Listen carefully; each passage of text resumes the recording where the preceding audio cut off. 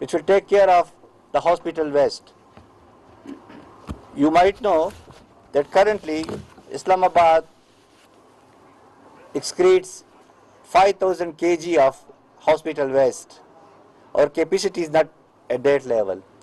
This incinerator would take care of at least 1,000 kg of hospital waste per day, but we still need a couple of more like this. So we look forward to the cooperation of every interested party who want to enter into a partnership with us, so that we take care of the whole waste management in the most scientific manner. Ladies and gentlemen, everybody is witness to the negative impact of climate change that Pakistan has witnessed.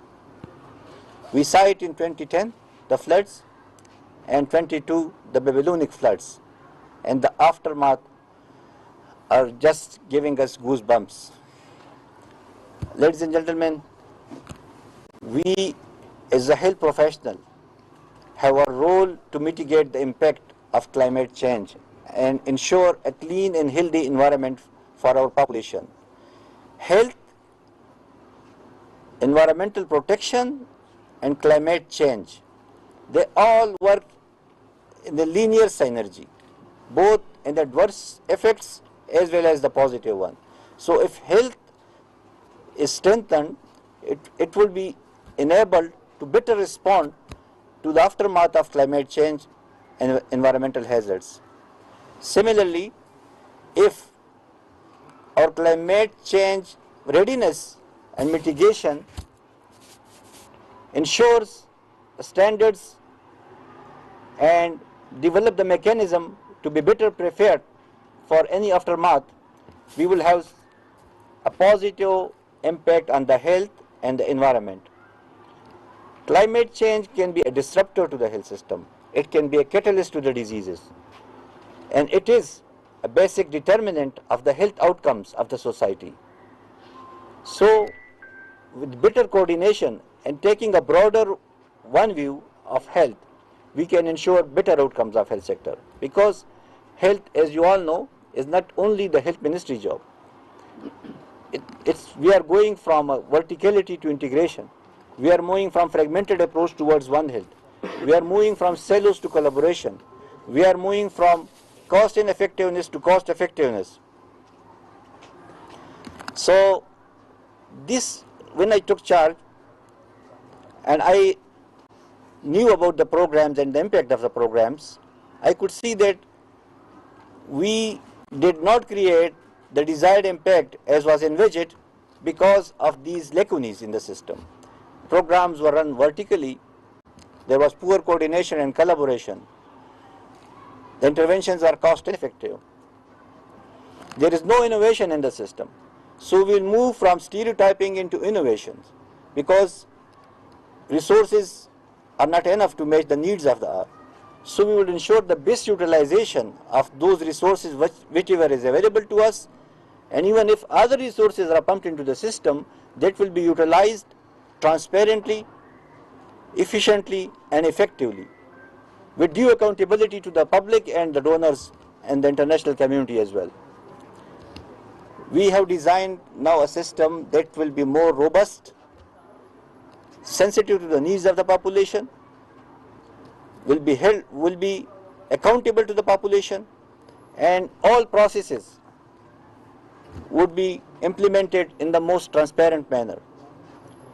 We have designed now a system of digitalization of the health ministry. At the federal level, some success has been already implemented in that domain, and our data system IDMIS that takes care of almost all the vertical diseases, and the IDSR is another big contribution towards that. But we would like this system to be implemented right at the BHU level in the digitalized manner.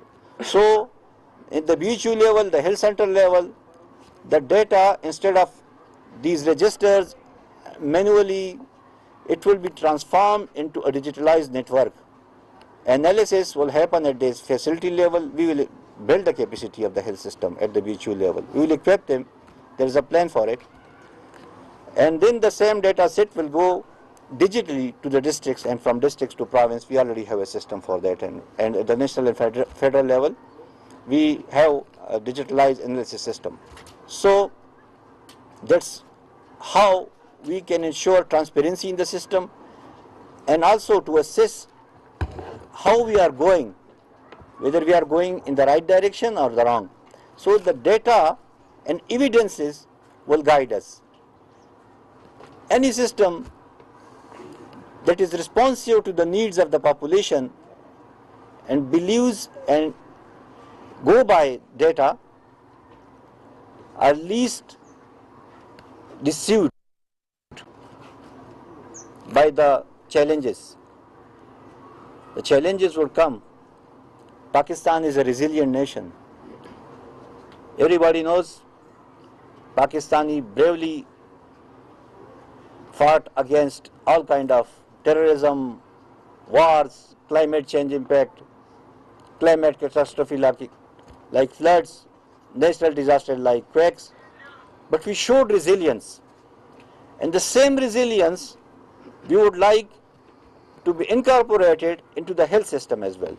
So now, thanks to the British government, we have entered into a partnership with the British government whereby our health system would be made climate resilient, and for that a framework has already been developed and it will be operationalized after due consultation, so that the health system is enabled to better respond to any climate change catastrophe, reduce the risk of the population, and also address the morbidity and mortality associated with the climate catastrophe as we witnessed in the 2010 floods and 2022.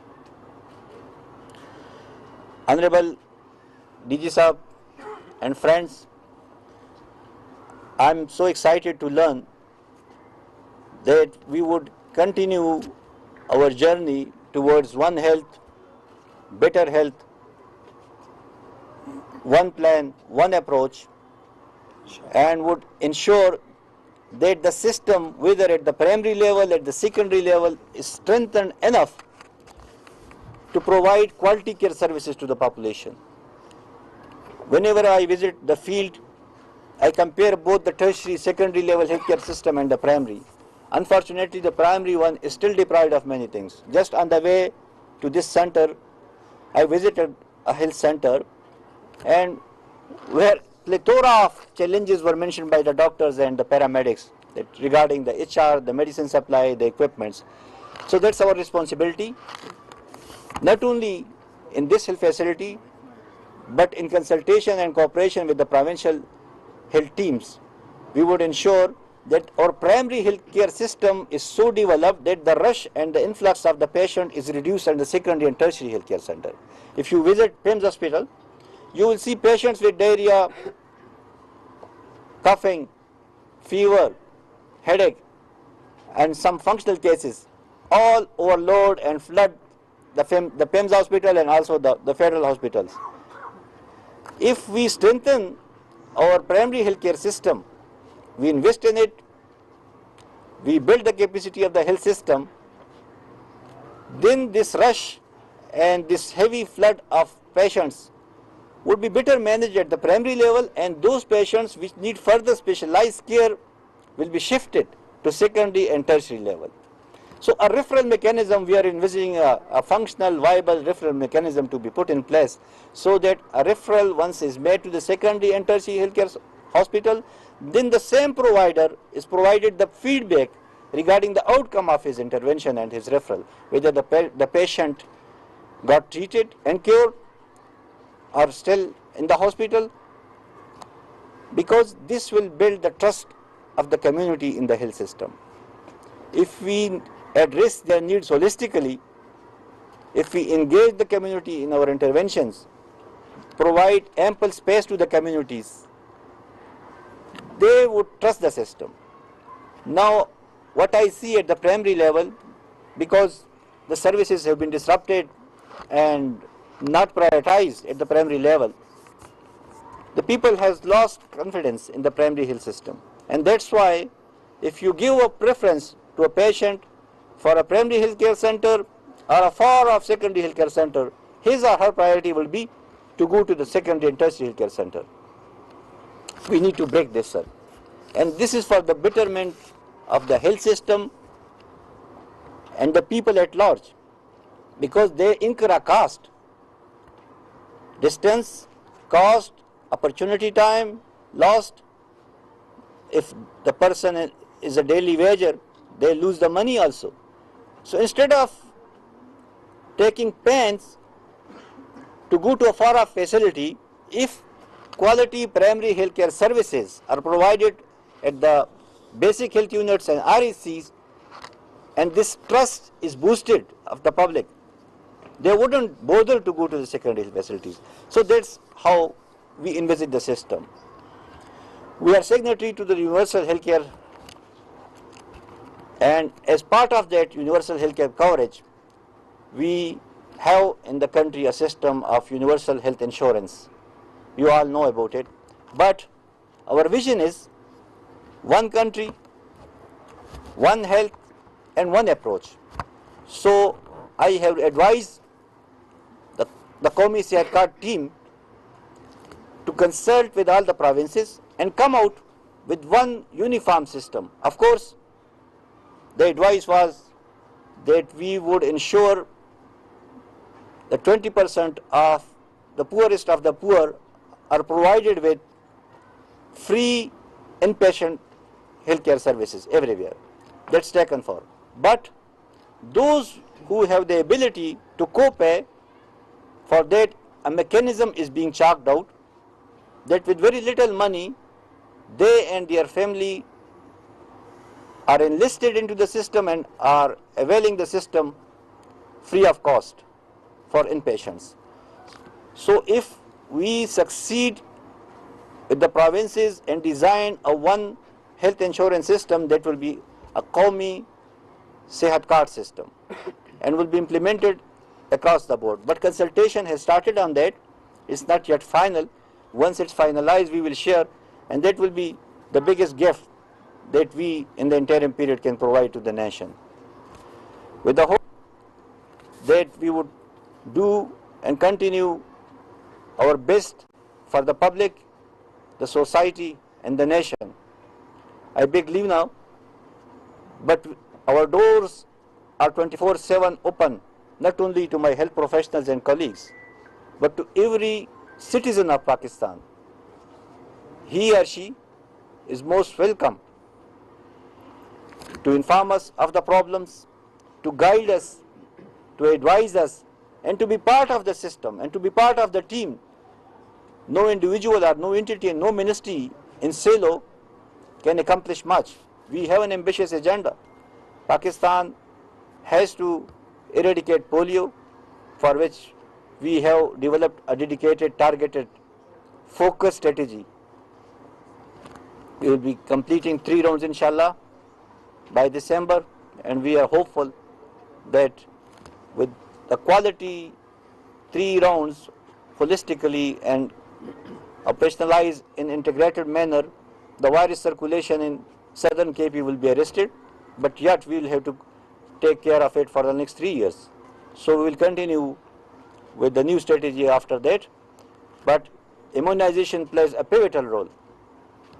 In my first meeting, I advised the polio team, and the same advice goes to DGFDI, that no intervention should be conducted in silo. If polio is going for an intervention, due consultation and participation of the FDI team should be ensured. The same goes for FDI. If FDI wants to go for an intervention, they should consult and incorporate the inputs and advices and representation of the polio team. So thank you very much, sir. Thank you, sir. And with the hope that we'll work together for the betterment of the nation, I beg leave now. Thank you, ji. Pakistan Zindabad.